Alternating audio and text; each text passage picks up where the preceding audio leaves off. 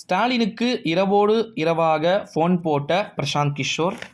அங்கே எல்லாருமே வந்து பார்த்திங்கன்னா தேர்தல் முடிவுகளில் வெற்றி கொண்டாட்டத்தோடு வந்து பார்த்திங்கன்னா இருக்கக்கூடிய ஒரு சூழ்நிலையிலே பிரசாந்த் கிஷோர் ஒரு கீவேர்டு ஒன்றை வந்து ஸ்டாலினுக்கு வந்து பார்த்திங்கன்னா சொல்லி இருப்பதா தகவல்கள் என்பது வெளியாகி இருக்கிறது.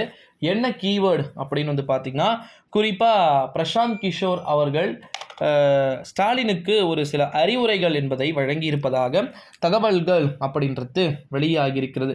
இந்த ஒரு சூழ்நிலையில் தான் பிரசாந்த் கிஷோருக்கு ஏற்றவாறு ஸ்டாலின் வந்து அமைந்து கொள்ள வாய்ப்புகளும் சாத்தியக்கூறுகளும் இருக்குது அப்படின்னு சொல்லிட்டு சொல்லப்பட்டிருக்கக்கூடிய ஒரு சூழ்நிலையிலே இரவோடு இரவாக பிரசாந்த் கிஷோருக்கு ஃபோன் போட வேண்டிய ஒரு சூழல்கள் வந்து பார்த்திங்கன்னா இருப்பதாகவே நமக்கு தகவல்கள் என்பது இங்கே ஓரளவு எப்படி சொல்கிறது வெட்ட வெளிச்சமாகி இருக்கிறது அப்படின்னே வந்து சொல்லலாம்.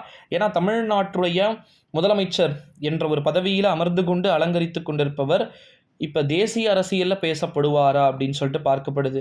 ஏன்னா இந்தியா கூட்டணி 200 இடங்களை தாண்டும் போல் தெரிகிறது. பாஜக 200க்குள் சுருங்கும் போல தெரிகிறது. இந்தியா கூட்டணியும் 200க்கு மேலே எடுத்துட்டு பிஜேபியும் 200 டச் பண்ணுற நிலைமை வந்துச்சுன்னா மாநில கட்சிகளுடைய எப்படி சொல்கிறது பவர் வந்து ஓங்கக்கூடும். அப்போ மாநில கட்சிகள் அப்படின்னு வரும்போது திமுக மாநில கட்சி, ஒய்எஸ்ஆர் ஜெகன்மோகன் ரெட்டி அங்கே 25 சீட்டை வச்சிட்ருக்கிறார், அவரும் மாநில கட்சி.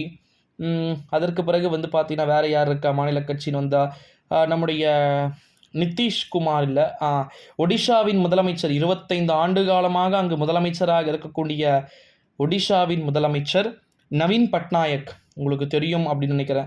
சங்கு சின்னம் அவர் ஒரு தனி பெரும்பான்மையான ஒரு சூழ்நிலையில் இருக்கிறார்.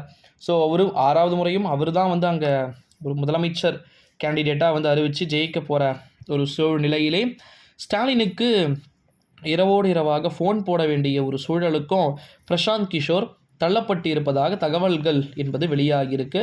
ஸோ அது என்ன காரணம், அதுக்கு என்னென்ன விஷயங்கள் இருக்குன்றத நான் நெக்ஸ்ட் அடுத்தடுத்த வீடியோவில் வந்து நான் உங்களுக்கு கண்டிப்பாக சொல்கிறேன் நண்பர்களே. ஏன்னா நம்முடைய தமிழ்நாட்டை பொறுத்த வரைக்கும் ஸ்டாலின் அப்படின்ற ஒரு பர்சன் தேசிய அரசியலில் தற்போது ரீசன்ட் டைமில் வந்து ரொம்ப வலுவாக பேசப்பட்டு கொண்டு வருகிறார். ஸோ அப்பேற்பட்ட தேசிய அரசியலில் பேசப்படக்கூடிய ஒரு சூழ்நிலைக்கு ஸ்டாலின் அவர்கள் தள்ளப்பட வேண்டிய ஒரு சூழல்கள் இருந்தது என்றால் அது பல்வேறு விதமான திருப்பத்தை புலப்படுத்துவதற்கு வாய்ப்புகள் இருக்கத்தானே செய்கிறது. ஓகேங்களா? ஸோ வெயிட் பண்ணி பார்க்கலாம் நண்பர்களே. இந்த வீடியோவை உங்கள் ஃப்ரெண்ட்ஸ் அண்ட் ஃபேமிலி எல்லாருக்குமே வந்து மோஸ்ட்லி ஷேர் பண்ணிக்கோங்க. அனைவருமே அவர்களுடைய அந்த காணொளிகளை வந்து தெரிந்து கொள்ளட்டும், புரிந்து கொள்ளட்டும். வெற்றியை பெறப்போவது யார் அப்படின்ற ஒரு சூழல்கள் யாருக்கு இருக்கிறது என்பதை பார்க்கலாம் நண்பர்களே. ஸோ ஸ்டாலினா அல்லது மம்தாவா அப்படின்ற மாதிரி தான் வந்து இருக்குது.